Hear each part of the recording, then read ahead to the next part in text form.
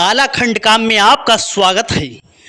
आला और उधल के जो एक महान दोस्त थे, जिनका बहुत ही आला खंड में बार बार जिक्र किया था। एक तो दोस्तों लाखन थे जो उधल के परम मित्र थे, और एक आपको बता दी, जब माड़ोगढ़ पर चढ़ाई की थी, करेंगा को हराया था, उसी समय दोस्तों एक उनका मित्र बना था बौना चोर।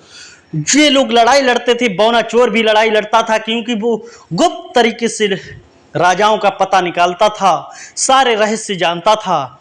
वो ही बौना चोर जिसने जगह जगह आला उधल की मदद की। दोस्तों बौना चोर को दूर दूर तक दोस्तों उसका बख्यान जितना कहूँ उतना कम है। आज मैं आला खंड काम में उसी बौना चोर की आपको बारात सुनाने जा रहा हूँ।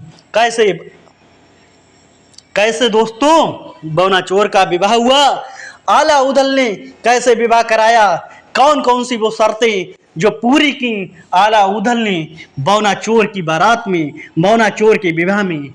आइए मेरे साथ जुड़े रहिए, लास्ट तक वीडियो जरूर देखिए। नमस्कार, आज हम आपको बौना चोर की कहानी सुनाएंगे, जो आला उधल आला सम्राट में कुछ ये पाठ है बौना चोर का, जो मैं आपको संपूर्ण सुनाने जा रहा हूँ। आप लोगों से विनम्र निवेदन, हाथ जोड़कर अगर मुझसे कोई गलती हो तो बच्चा समझकर क्षमा कर देना। बौना चोर जाना माना पहचाना नामवर चोर था। जब आला उधल अपने पिता का बदला लेने दक्षराज वृक्षराज का माड़ोगढ़ की लड़ाई में शामिल होने गए थे, तो रास्ते में बौना चोर मिला था, जो गढ़ कुल्हाड़ का राजा था। उसने माड़ोगढ़ पर आक्रमण करने के बाद में वहां से लूट की थी। वो आला उधर मलखान ढेबा इन लोगों का साथी था, बनाफरों का। उसी का विवाह मैं आपको सुनाने जा रहा हूं।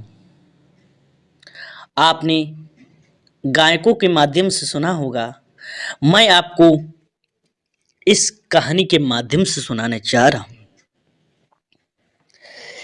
जो गढ़ कुल्हाड़ का बौना चोर था, आपको पता है जाना पहचाना चोर था। अब मैं आपको ले चलता हूं जहां से इसका विवाह होना है। वहां के राजा हीरागढ़ उस समय एक राज्य था। वहां का राजा था तिरखा सिंह। हीरागढ़ के राजा तिरखा सिंह के यहाँ एक पुत्री का जन्म होता है, तो राजा बहुत खुश होते हैं और उसके नामकरण संस्कार के लिए ब्राह्मण और पुरोहितों को बुलाया जाता है।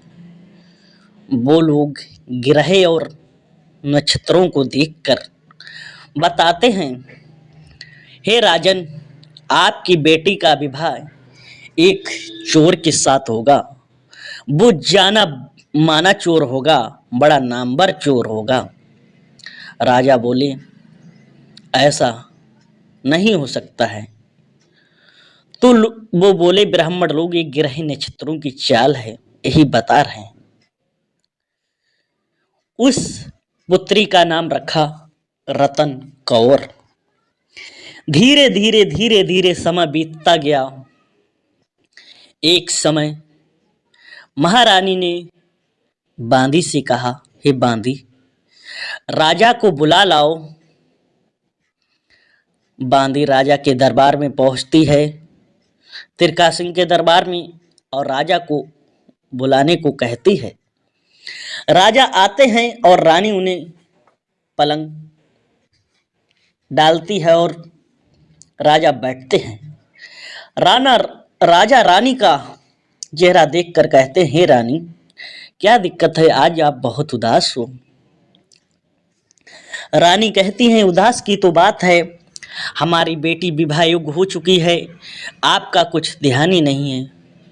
तभी राजा कहते हैं, इसमें क्या बड़ी बात है, मैं आज ही दरबार में जाऊंगा और अपने ब्राह्मणों और पुरोहितों से बात करूंगा, आज ही सिक्का भिजवाऊंगा किसी राजा के यहाँ। जब ये बात सुनी रानी ने, राजा चल देते हैं अपने दरबार में और राजा उदास थे।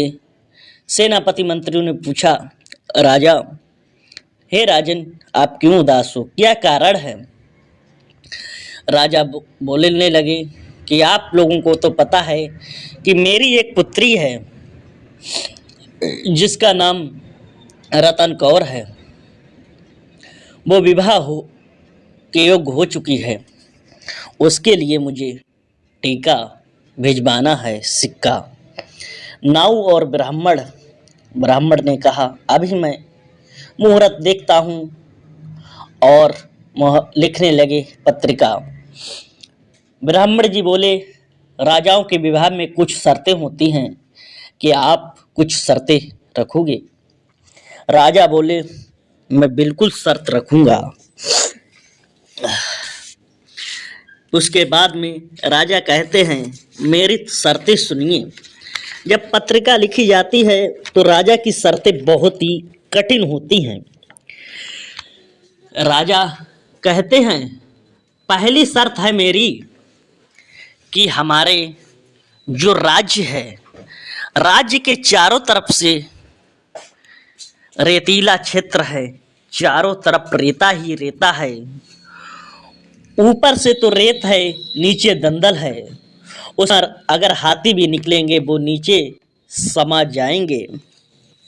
जब ये बात सुनी, हाथी भी समा जाएंगे और 12 कोस तक आपको पानी ही पानी नहीं मिलेगा, जिससे आपकी आधी सेना वहीं पर मर जाएगी। ये थी राजा की पहली शर्त। और दूसरी शर्त है राजा की, आप ध्यान से सुनिए, बहुत ही रोचक ये किस्सा होने वाला है।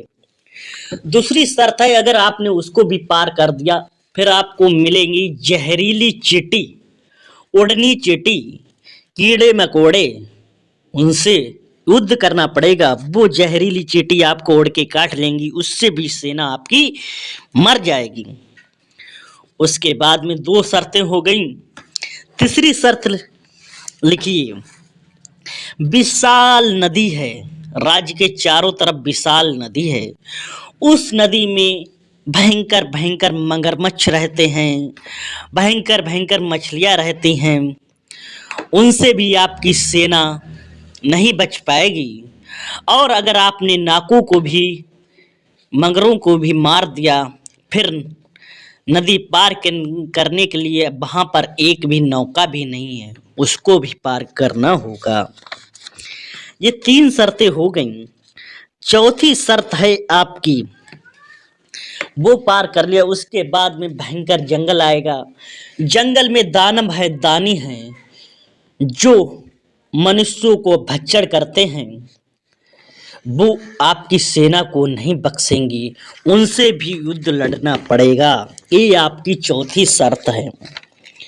और 5वीं शर्त आपको है, अगर आपने दानवों से भी युद्ध कर लिया, उसके बाद में मेरा राज्य आएगा, उसमें तोपें लगी होंगी, तोपें चलती रहती हैं, तोपों से भी बचना पड़ेगा।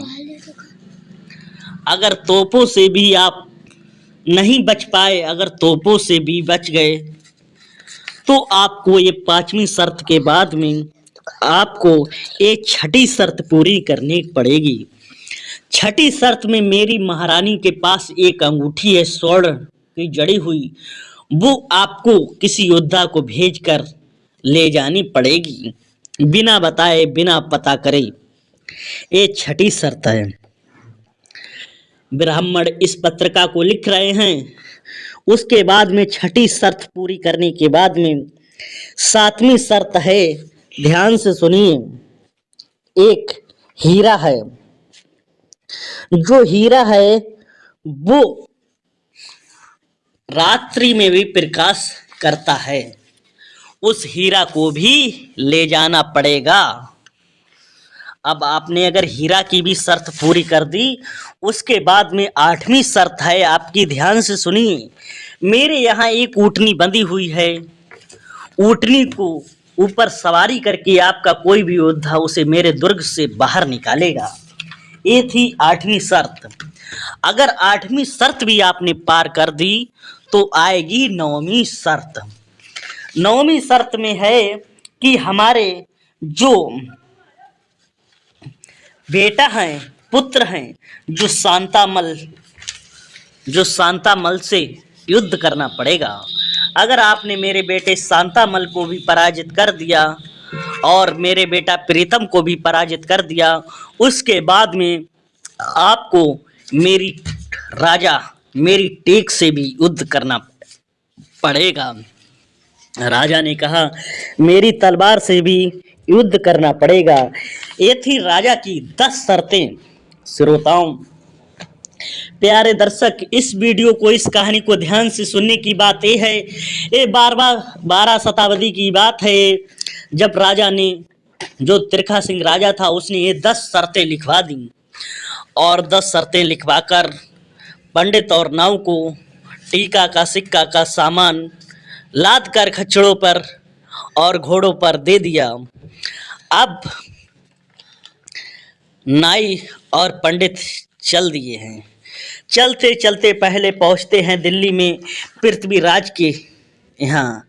पृथ्वीराज के यहाँ पर जब पहुंचते हैं तो देखते हैं वहाँ पर जब पत्रिका पृथ्वीराज को दी जाती है, पृथ्वीराज जो अपने 7 हाथ के सिंहासन पर बैठा था वहीं से नीचे गिर पड़ा कि ये पत्रिका नहीं है, बला है, ये तो मेरी बर्बादी है। श्रोताओं, जब ये शर्तें पढ़कर वो नाई और ब्राह्मण वहाँ से चल दिए, वहाँ से आगरा के लिए चले, आगरा से झांसी के लिए चले, झांसी से जूनागढ़, अलग अलग राज्यों में घूमते घूमते उस पत्रिका को लेने से सबने इनकार कर दिया, क्योंकि उसमें शर्तें भी इतनी भयंकर लिखी हुई थी, कोई भी राजा लेने को तैयार नहीं था, क्योंकि उसमें इतनी भयंकर शर्तें थी, कौन पूरी कर सकता था। दानवों से युद्ध, नाकों से युद्ध, अंगूठी चुरा के, हीरा चुरा के, तोपों से युद्ध, और वो भी रेत, 12 कोस तक रेत है, जहां पानी का कोई साधन नहीं है, कौन अपनी जान को जोखिम में डालेगा। इतनी भयंकर शर्तें थी। श्रोताओं, मुझसे कोई गलती हो तो क्षमा करना, आप वीडियो लास्ट तक जरूर देखना। ऐसी भी शर्तें लिखी हुई थी। और पहुंच जाते हैं जब नाई पंडित गढ़ कुल्हड़ के राज्य में, वहां पर घोड़े पे सवार होकर उन्हें रास्ते में बौना चोर मिलता है, बौनी राय कहता है कहाँ जा रहे हो, ये सिक्का तुम्हें मेरे ऊपर चढ़ाना होगा। बौनी राय नाई और पंडितों से सिक्का को छीन लेता है, लेकिन वो शर्तें उसने नहीं पढ़ी थी। उसने कहा जब मैं, क्योंकि उसे पता था मेरे साथी हैं आला, उदल, ढेबा, लाखन, मलखान, तो मेरे लिए शर्तें कोई मायने नहीं रखती हैं। और उसने ये शर्तें, जब ये पत्रिका अपने आप को पढ़ी, बाद में उसने कहा ठीक है, अपने राजा से कह दो बौना चोर आपके यहाँ बारात लेके आएगा। अब भाई ये शर्तें लेकर बौना चोर अपने राज्य में पहुंचता है, वहां से घोड़े पर सवार होता है और राज कुल्हड़ से पहुंच जाता है, महोबा के लिए प्रस्थान करता है। महोबा में पहुंचता है, महोबा में देखता है राजा परमाल की कचहरी लगी हुई है, और परमाल देखते हैं कि आपके यहाँ कि बौना चोर आया है। जब बौना चोर को देखते हैं, राजा जो वहाँ के ऊधल थे और आला बैठे हुए थे और ढेबा, कहते हैं कैसे आना हुआ। तभी वो कहते हैं मेरी शादी है, मैंने ये सिक्का चढ़वा लिया। जब ये शर्तें, ये पत्रिका आला उधल ने पढ़ी तो आला उधल के पैरों तले जमीन खिसक गई, क्योंकि जब ये शर्तें पढ़ी आला ने, 12 कोस तक ये मार्ग है जहाँ रेती रेत है, दंदल है, हाथी भी नहीं निकल पाएंगे, कौन मरेगा, ये तो शादी नहीं है, बर्बादी है। मगर मच्छों से युद्ध, जहरीला दानव से युद्ध, इतना सब करके कौन ये लड़ेगा युद्ध। बौना चोर, मैं तुम्हारी शादी कहीं दूसरी जगह से करवा दूंगा। इस हीरागढ़ के राजा त्रिका सिंह की बेटी रतन कौर से मत करो शादी, क्योंकि ये शादी नहीं है, ये बर्बादी है। तभी बोले, क्योंकि आला उदल थे, जो आला थे उनकी वो ना करते थे, क्योंकि उन्हें माँ भवानी का वरदान था। वो कभी तेग नहीं उठा सकते थे। तेग जब ही उठाते थे जब बहुत ही परिस्थिति में आती थी, तभी तेग उठाते थे। क्योंकि जब ये शर्तें पूरी करके जब आला ने पढ़ी पत्रिका और मना कर दिया कि मैं नहीं जा पाऊंगी, नहीं बारात कर पाऊंगा आपकी, ये तो डायरेक्ट मौत को न्योता देना है। बताओ, इनसे युद्ध, बताओ जहरीला दानवों से कौन युद्ध करेगा। उसके बाद में निराश होकर बौना चोर बाहर आता है दरबार से। जब उसका चेहरा निराश होकर उधल देखते हैं, बाहर आते हैं, उधल कहते हैं, बौना चोर कोई बात नहीं, ये बड़े बिराता आला उधल हैं, ये तो मना ही करते हैं, कोई बात नहीं, हम आपकी शादी करवाएंगे, चिंता मत करो। कहते हैं कि आप सिरसागढ़ के जो राजा हैं मलखान, उनके पास जाइए, वो समझा देंगे आला को। ये बात सुनकर जो बौना चोर होता है वो महुआ से प्रस्थान करता है सिरसा के लिए, क्योंकि सिरसा वहाँ मलखान की चलती थी, क्योंकि पृथ्वीराज से विजय पाकर मलखान ने वो राज्य प्राप्त किया था, इसलिए वहाँ मलखान की चलती थी। मलखान के यहाँ बौना राय चोर पहुँचता है, देखता है दरबार में कि वहाँ पर बौना चोर पहुँचता है और राजा मलखान वहाँ बौना चोर को देखते हैं, उसका भव्य स्वागत और अभिनंदन करते हैं। कहते हैं, हे बौना चोर, कैसे आना हुआ। तभी वो कहता है, बौना चोर, मैं महोबा गया था, मैंने अपनी शादी के लिए सिक्का चढ़वा लिया और इसमें इतनी शर्तें हैं कि मैं आपके बिना पूरी नहीं कर सकता हूँ, इसलिए आला ने तो मुझे मना कर दिया। तभी मलखान ने कहा, पत्रिका देखी करी कि कोई बात नहीं, सब शर्तें पूरी होगी, मैं आला को मना लूँगा, आप जाइए शादी की तैयारी करिए जाके। बौना चोर से कहा, जाओ तुम अपने राज्य को और शादी की तैयारी करो। उसके बाद में मलखान ने अपनी घोड़े पर सवार होकर पहुँचते हैं महोबा के लिए, और महोबा में जैसे ही देखा, उधल तो समझ गए थे और राजा परमाल से अनुमति मांगी कि अपनी सेना को सजाओ। तुरंत सेना को सजाया, कहा, बौना चोर की मुझे शादी करवानी है, तुम्हें शर्म आनी चाहिए। बौना चोर ने हमारा माड़ोगढ़ की लड़ाई में कितना साथ दिया, आपने उससे शादी के लिए मना कर दिया। तब आला ने सारी फौज सजाई और मलखान की फौज, कहा, ये शर्तें विचित्र हैं, 52 के राजाओं के लिए पत्रिका भेज दी कि बौना चोर की शादी करानी है, सभी लोग मुझे हीरागढ़ की सीमा पर मिलो। उधर बौना चोर ने अपनी सेना को सजाया और सजाते हुए सारे राज्य की सेना चल दी है। चलते चलते हीरागढ़ का राज्य होता है वहीं पर पहुंच जाती है, और उसी की सीमा पर जब देखते हैं सारे लोग एकत्र हो जाते हैं, वहीं पर अपना पड़ाव डालते हैं और कहते हैं सुबह तैयारी होगी। बौना राय वो वहाँ पर दूल्हा बना हुआ है और वहाँ पर बनाफरों की सेना पड़ी हुई है, 52 के राजा आए हुए हैं।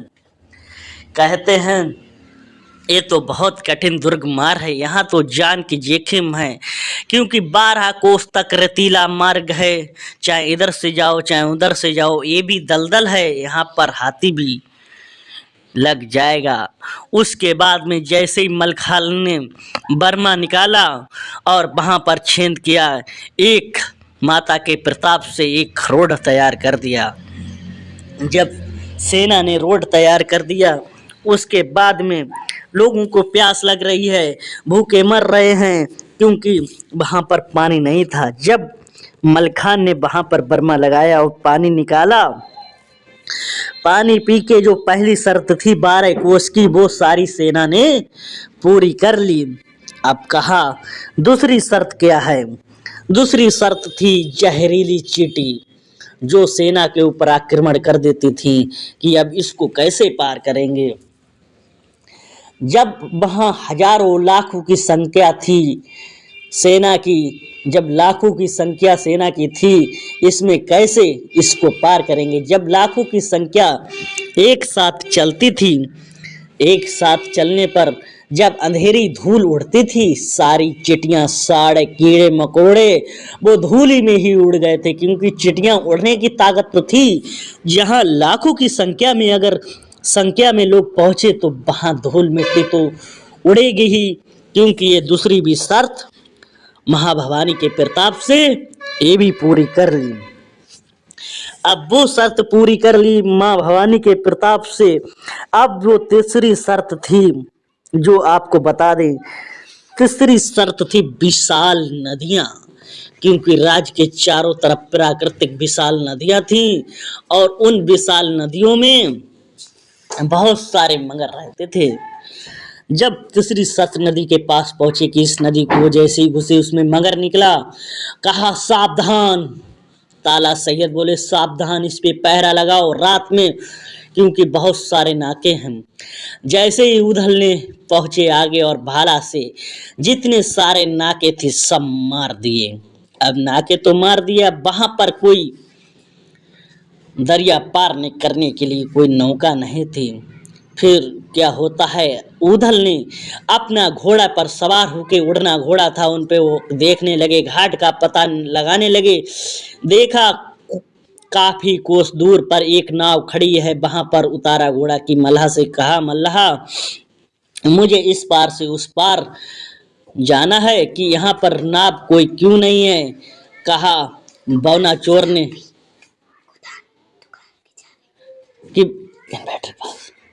कि बौना चोर ने मेरा जो टीका था राजा का वो छीन लिया, इसलिए घाट पर इतने सारे नाके छुड़वा दिए और नाकों को मार कर आएंगे तो वो नदी कैसे पार करेंगे, इसलिए नाव घाट से सारी हटवा दी। जब ये बात सुनी उदल ने कहा मैं महोबा के बनाफर हूँ, मुझे राजा से युद्ध करना है और आप मुझे अगर नाव पार कराओगे या नहीं। बोला नहीं। तभी उधल ने अपनी तेग निकाली, मल्लाहों से युद्ध करना चालू कर दिया। मल्लाह अपनी जान बचाते हुए भागने लगे। कहा जल्दी से नाव ले चलो जहां पर उनका शिविर लगा था। मल्लाह डर के मारे अपनी नाव लेके चले और उस दरिया को सारी सेनाओं को पार कर दिया। ये थी तीसरी शर्त जो थी, जो विशाल नदियों को भी पार कर दिया, नाकों को भी मार दिया, मगरों को भी मार दिया। उसके बाद क्या होता है, अब जो चौथी शर्त थी नदी के पार कि मानव जो वहां पर दानव हैं, युद्ध हैं कि दानवों से युद्ध कौन लड़ेगा। जब जंगल में सारी सेना पहुंची तो वहां पे बहुत सारे दानव थे। अब उधल दानवों को मारने लगे, क्योंकि दानवों का एक मुख्य सरदार था, वो निकल के आया, उससे बहुत सारा युद्ध किया, क्योंकि ये चौथी शर्त थी। दानवों से इतना युद्ध किया कि दानव का जो सरदार था वो नहीं मर रहा था। क्योंकि फिर कहा उधल ने, ढेबा ने जैसी पोथी पत्रा, जब उधल ने ढेबा से कहा देखो इसकी पोथी पत्रा, क्योंकि ढेबा बहुत ज्ञाता था। ढेबा ने कहा ये इससे नहीं मरेगा, इसलिए इसका उपचार अमर गुरु के पास है। तुरंत उधल पहुंच जाते हैं अमर गुरु के पास और सारी समस्या सुनाते हैं कि मैं बौना चोर की सगाई राजा हीरागढ़ के त्रिका सिंह के यहाँ ले जाता हूँ, रास्ते में दानव है, आप जल्दी से चलो।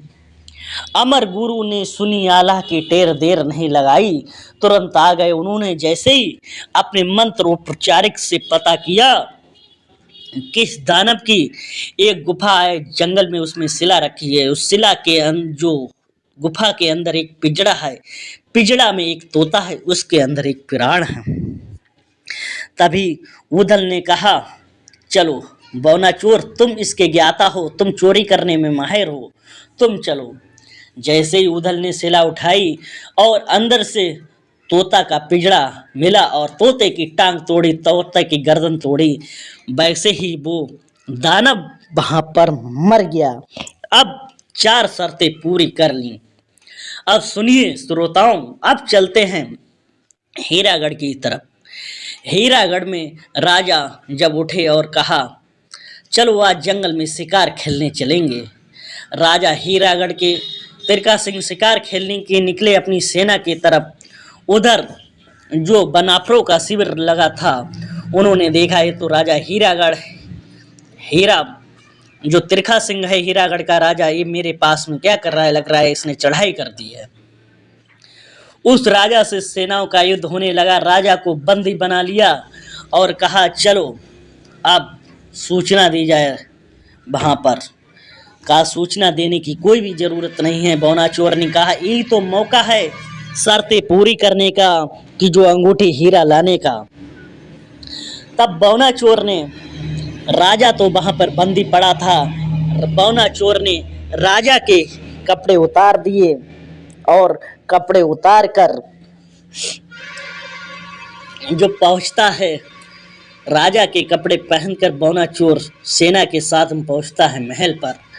और महल पर सारी समझ, पहले महल में पहुंचता है, महल से तुरंत दरबार में पहुंचता है और दरबार में तुरंत हुक्म करता है कि जो तोपें लगी हैं हर के ऊपर सेनापतियों से, ये तोपें कोई बारूद निकाल दी जाए।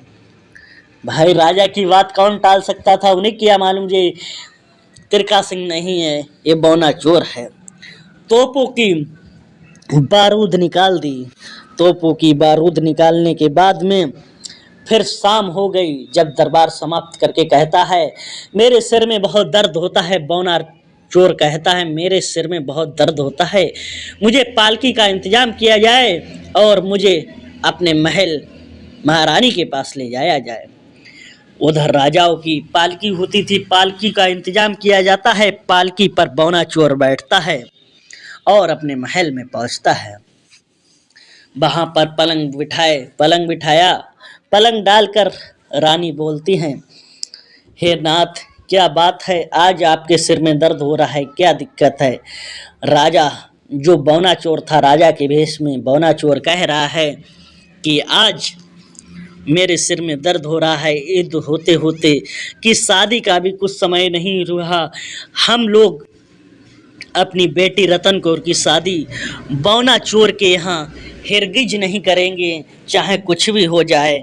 बौना चोर के यहाँ मैं अपनी बेटी की शादी नहीं करूँगा, क्योंकि शर्त लिखवाई थी कि एक अंगूठी और जो हीरा है, जो आप अंगूठी पहनते हो ये सोने वाली, ये अंगूठी मुझे दे दो, क्योंकि आपसे किसी समय भी वो आकर अंगूठी ले जा सकता है। रानी ने अपने हाथ से वो अंगूठी निकाली और उस बौना चोर को दी। कहा, जो हर का हीरा है वो भी ले आओ, वो भी मुझे दे दो। अब बौना चोर ने हीरा भी ले लिया। उसके बाद में जब शाम को सो गया, सुबह दरबार में आया, कहा वो ऊँटनी बंधी हुई है, चलो ऊँटनी को खोलकर ऊँटनी पर वो बौना चोर सवार हुआ और दुर्ग के बाहर पहुंच जाता है। दुर्ग के बाहर पहुंचकर तुरंत अपने शिविर में पहुंच जाता है और तुरंत वो, क्योंकि राज्य में जो वहाँ पर राजा बंदी पड़ना था उसे कपड़े देकर ले आया था, उसे दरबार में छोड़ देता है। जब ये बात सुनते हैं, क्योंकि हीरागढ़ में हलचल मच जाती है कि बौना चोर अंगूठी, हीरा और ऊँटनी को भी बाहर छोड़ दिया है। ये इसने 3 भी शर्तें ये भी पूरी कर दी, क्योंकि जो 5वीं शर्त थी तोप, क्योंकि तोपों से उसने बारूद भी निकाल दिया, इसलिए उसकी सेना तोपों से भी बच गई थी। और उसने जो उसकी 6ठी शर्त थी, अंगूठी भी वो उसने महारानी से ले ली थी। 7वीं शर्त हीरा भी ले लिया था। 8वीं शर्त थी ऊँटनी, ऊँटनी को भी उसने चोर ने छुड़ा दिया था।